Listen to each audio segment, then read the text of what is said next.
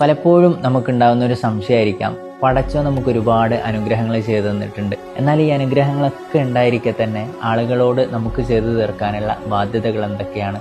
ഒരുപക്ഷെ ചില ആളുകളുടെ ജീവിതത്തിലേക്ക് തിരിഞ്ഞു നോക്കുമ്പോൾ നമുക്കിതിനുള്ള ഉത്തരം ലഭിക്കാൻ സാധ്യതയുണ്ട്. ഈ അടുത്ത കാലത്ത് നമ്മളോട് വിട പറഞ്ഞ ബഹുമാനപ്പെട്ട മാണിയൂർ ഉസ്താദ്, അദ്ദേഹം വസീയത്ത് പത്രിക എഴുതിക്കൊണ്ട് മരണത്തെ ആകാംക്ഷയോടെ കാത്തിരിക്കാൻ ഭാഗ്യം ലഭിച്ച വലിയൊരു സൂഫി വര്യനായിരുന്നു.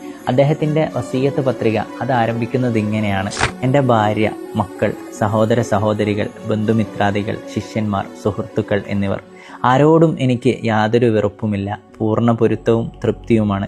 എന്നോട് ഇങ്ങോട്ടും അങ്ങനെ ആയിരിക്കണമെന്ന് അപേക്ഷിക്കുകയാണ്. മുഅ്മിനീങ്ങൾക്ക് ആരോടും യാതൊരു വെറുപ്പുമില്ല. പടച്ചോൻ്റെ ദുനിയാവിൽ ജീവിക്കുന്ന സമയത്ത് ഒരാളെയും വെറുപ്പിക്കുകയോ പ്രയാസപ്പെടുത്തുകയോ ചെയ്യാതെ എല്ലാ ആളുകളെയും സ്നേഹിച്ചുകൊണ്ട് എല്ലാ ആളുകളാലും സ്നേഹിക്കപ്പെടുക എന്നത് മാത്രമാണ് നമുക്കിവിടെ ചെയ്തു തീർക്കാനുള്ളത്.